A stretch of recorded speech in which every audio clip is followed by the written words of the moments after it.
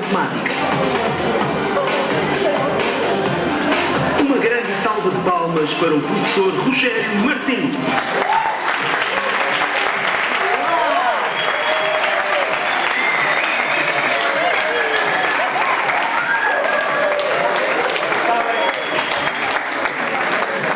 Sabem que tinham dito que eram 50 pessoas, afinal? Uou! Olá a todos, bem dispostos? Eu sou matemático. Além de ser matemático, sou também professor de matemática na Faculdade de Ciências e Tecnologia da Universidade Nova de Lisboa. Um dia estava eu a dar uma aula de matemática, uma aula típica de primeiro ano para futuros engenheiros, e havia uma longa lista de exercícios para fazer naquele dia.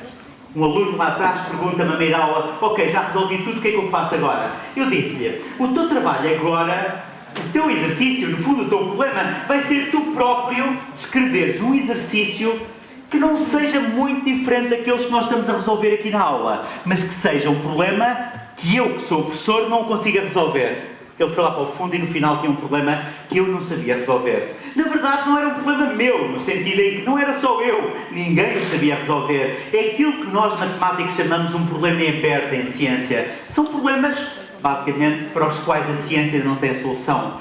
Nós normalmente não pensamos sobre isso, mas logo ali ao lado de praticamente tudo aquilo que nós ensinamos nas escolas e nas universidades, existem outras coisas para as quais a ciência, para as quais as pessoas não têm uma solução. Estes problemas são varridos para debaixo do tapete. Na verdade, não têm solução para colocar no final do livro. E é sobre isso que eu vos quero falar hoje. Foi por isso que eu decidi chamar a esta apresentação Os Maiores Segredos do Mundo.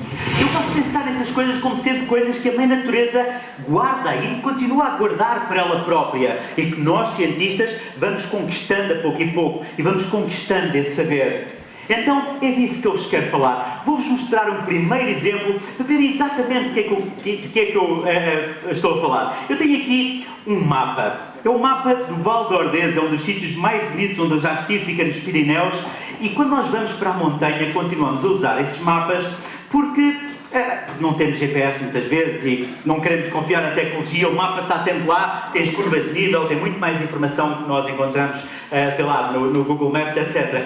Este tipo de mapas seguramente já nos aconteceu tentarem dobrá-los. Eles têm uns vincos sempre. E nós tentamos dobrar e o problema é que nunca sabemos para que lado é que ele estava quando estava novo. Nós acabamos por dobrar para um dos lados e em cada vinco vamos dobrando e no final temos o mapa dobrado. Não interessa se ele estava ou não como estava originalmente. A verdade é que dá para colocar na mochila. Um dia, estava eu no primeiro ano de faculdade. Deveria ter mais ou menos a vossa idade, ou a maior parte de vocês, pelo que eu percebi, já estão no primeiro ano. E eu descobri que ninguém, atenção, vou repetir isto, ninguém sabe de quantas formas é que se pode dobrar este mapa. Isto é uma afirmação bem pesada que eu vou explicar exatamente o que é que eu quero dizer com isso. Eu tenho aqui algo que eu chamo um mapa, mas obviamente não é um mapa. São 4 folhas agarradas umas às outras. Elas podem ser dobradas e também pode ser dobrado como um mapa. É por isso que eu gosto de pensar nisto como sendo um mapa. Aqui é mais simples porque só há 2 vincos. Aquele mapa do Val de Ordeza tinha muito mais vincos. Eu coloquei estas cores coloridas, porquê? Porque cada dobragem do mapa faz corresponder uma certa ordenação para estas cores. Por exemplo, eu aqui tenho por baixo vermelho, amarelo, verde, azul, mas se eu tivesse dobrado de outra forma, teria outra ordenação. Aqui neste caso tenho verde, azul, vermelho, amarelo. Cada dobragem corresponde a uma ordenação, cada ordenação corresponde a uma dobragem. E eu, pelas ordenações, consigo perceber quais é que são as dobragens, de certa forma. A primeira pessoa a pensar sobre isto foi um senhor chamado Émile Lemoine. Émile Lemoine foi um matemático francês e ele escreveu sobre isto. Eu gosto de catalogar estes problemas nestas pastas porque eu gosto de pensar neles como sendo uma espécie de fecheiros secretos, porque são. A diferença entre isto e os X-Files é nenhuma. A ciência continua a ser uma explicação para eles, como continua a ser uma explicação para muitas outras coisas. Então este aqui foi pensado em 1891, em Lemoine, Paris. Ele percebeu que um mapa como este é o Lemoine já agora, ele percebeu que um mapa como este podia ser dobrado de 8 formas diferentes. Estão ali todas as formas que ele conseguia encontrar para dobrar este mapa. Ele achou curioso porque se tivesse as mesmas 4 folhas, que entretanto já me caíram no chão, se tivesse as mesmas 4 folhas, mas separadas umas das outras, ele conseguia encontrar ordens que não estavam ali. Por exemplo, reparem, aqui tenho vermelho, depois verde, vamos ver se esta está ali. vermelho, verde, já não está ali. Esta ordem não está ali. Ele até conseguia fazer algo, bem, que seguramente a maior parte, estou a dizer a maior parte, se há aqui pessoas no 12º ano, talvez ainda não tenham visto isto, se bem que acho que é uma das primeiras coisas que agora se dá no 12º ano. Ele conseguia contar de quantas formas é que ele conseguia ordenar estas cores. E ele pensava assim, reparem, é uma coisa relativamente simples de explicar. Ele pensava assim, ok, eu tenho 4 cores, quero criar uma pilha na minha mão, eu pergunto-me de quantas formas é que eu os consigo ordenar, de quantas formas diferentes. E ele pensava assim, ok, eu vou ter de escolher a primeira cor, aquela que vai ficar por baixo, e eu aí tenho 4 opções. Eu vou escolher talvez aqui a verde, só porque me apetece, mas eu tinha 4 opções.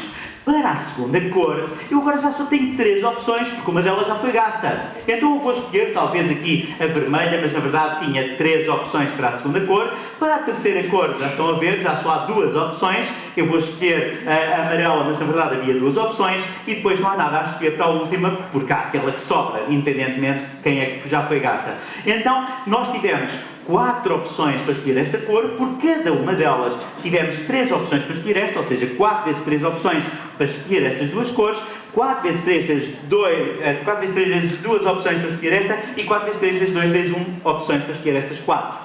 E se fizerem as contas, 4 vezes 3 vezes 2 vezes 1 dá 24. Ali só estão 8. Isso foi o que percebeu Émile de Moine. Ele achou aquilo curioso, escreveu sobre aquilo, mas aquilo, entretanto, passaram-se anos e ninguém soube dizer mais nada sobre isto. Mas, entretanto, porquê? Porque se considerassem mapas mais complicados, ficava demasiado complicado de encontrar todas as dobragens possíveis. Mas uns anos depois alguém inventou os computadores. E alguém programou um computador para virtualmente fazer estas contas. O computador virtualmente imagina todas as dobras possíveis e chega à conclusão que se for um mapa de 3x3, ou seja, um mapa com 9 cores, vai haver 1368 formas diferentes de dobrar esse mapa. Se for um mapa 4x4, 16 cores, vai haver mais de 300.000 formas de o dobrar. Se for um mapa de 5x5, mais 186 milhões de formas de o dobrar. E se for um mapa de 6x6, o caso do mapa de Valdordeza, ninguém sabe. E perguntou a vocês, mas como ninguém sabe? Porquê que o mesmo computador não faz a conta? Não faz a conta porque não consegue. Nem o computador mais rápido do mundo consegue fazer esta conta. Porquê? Bem, primeiro porque o número é muito grande. Segundo, já estamos a ver que esta sucessão está a crescer vertiginosamente. Mas além disso, é que ele tem de imaginar todas as dobragens. E por cada dobragem final ele tem de imaginar várias dobragens intermédias. Então o número de passos que é necessário ele fazer é gigante. Para um computador nos dias de hoje é impossível de fazer isso. Bem, é impossível de fazer pelo menos em tempo razoável. Demoraria milhares de anos a fazer. Então acontece esta coisa caricata que é se vocês forem ali à rua e perguntarem a alguém, não importa quem, se é cientista, se não é, de quantas formas se pode dobrar aquele mapa, um mapa de 6x6, ninguém sabe.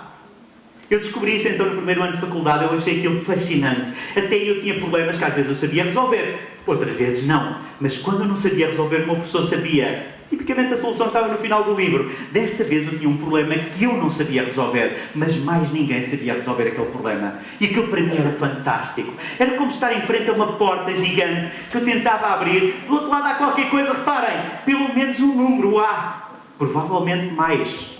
Porque reparem, o que é estranho nisto é que se eu tiver as mesmas cores, quando eu digo as mesmas cores, estou a pensar num mapa de 6x6. Se eu tiver as mesmas 36 cores separadas umas das outras, e se me perguntarem de quantas formas é que eu as posso ordenar empilhadas em cima da minha mão, eu sei-vos responder. A teoria é exatamente a mesma. Agora, a primeira pode ser escolhida entre 36, a segunda entre 35, a terceira entre 34, por aí adiante. O número vai ser 36 vezes 35 vezes 34 vezes 33, aquilo que vocês eventualmente chamam a 36 fatorial. E esse número, ironicamente, os computadores conseguem calculá-lo. Atenção, é gigante. É preciso um software especial para calcular esse número de forma exata. Mas os computadores conseguem calculá-lo. Aquele que está ali é mais pequeno. Claro, porque se as mesmas 36 cores estiverem agarradas umas às outras, vai haver menos formas de as ordenar, tal e qual como com 4 cores. Então é curioso e até irónico que nós não consigamos encontrar aquele que é mais pequeno quando conseguimos encontrar o outro que é maior quando as folhas estão separadas. E porquê que isto acontece? Porque nós temos uma teoria para lá chegar. Nós temos esta teoria das permutações, etc., que permite ao computador, em vez de imaginar todas as combinações possíveis, ele essencialmente faz uma conta de multiplicação. E é isso que nos falta ali. Falta-nos uma teoria que explica aquela sucessão de números, que eu nunca consegui encontrar, nunca consegui abrir aquela porta. Ainda assim, para mim era fascinante estar ali à frente e estar a empurrar, estar a fazer pressão. E a partir daí fiquei essencialmente viciado a colecionar estes problemas. Eu gosto de problemas que não tenham solução, mas acima de tudo gosto destes problemas que têm a ver com o nosso dia-a-dia. Porque nós às vezes temos a ideia que estes problemas em aberto estão lá longe, na mecânica quântica, na cosmologia, coisas desse género, coisas com nomes deste género. Não! Logo ali ao lado de tudo aquilo que nós temos aqui na nossa vida e logo ali ao lado daquilo que nós aprendemos nas escolas, existem destes problemas que normalmente ninguém fala deles ou pouca gente fala deles. Então, hoje vamos falar sobre o conhecimento, sobre tudo aquilo que se sabe. E atenção, nós sabemos muita coisa. E às vezes temos a ideia que já sabemos tudo. Mas não. Isto aqui é tudo o que se sabe. Dentro de tudo o que se sabe, sabemos fazer lasers, por exemplo. Sabemos fazer eletricidade, computadores. Tudo isso é fantástico. Mas depois existe ali um mundo das trevas do conhecimento. Tudo aquilo que não se sabe. A minha ideia é que este mundo deve ser pelo menos tão grande quanto o outro. Porquê que eu tenho esta impressão? Eu trabalho numa faculdade de Ciência e Tecnologia, não é muito diferente aqui em Beja. Há vários institutos e muitas vezes temos vários departamentos. Muitas vezes as pessoas de outros departamentos chegam lá com problemas que eles não sabem resolver. Os matemáticos dizem, olha, encontrei aqui esta equação que vem lá da química e não sei o quê, mas eu não sei resolver isto. Tu sabes, normalmente acontece uma de duas coisas. Ou eu digo, olha, isso é uma coisa que se aprende a ter lá em álgebra linear. Procura ali na biblioteca no livro X e consegue encontrar isso. Mas tantas vezes quanto isso, acontece também chegarem lá com uma equação que eu não sei resolver, não faço ideia, nunca tinha visto aquele tipo de equação. Portanto, eu diria que este mundo é pelo menos tão grande quanto aquele. O que é curioso, e talvez nunca tenham pensado sobre isso, é que a maior parte das coisas que nós não sabemos, nós nem sequer sabemos que não sabemos. A maior parte das perguntas para as quais nós não temos resposta, na verdade ainda não temos a pergunta. Então aquilo que nós vamos falar hoje é sobre aquilo que sabemos que não sabemos. Sabemos que não sabemos de quantas formas pode dobrar um mapa de 6x6. Sabemos que não sabemos o que acontece depois da morte. Sabemos que não sabemos quantas estrelas é cá no universo. Esse tipo de coisas.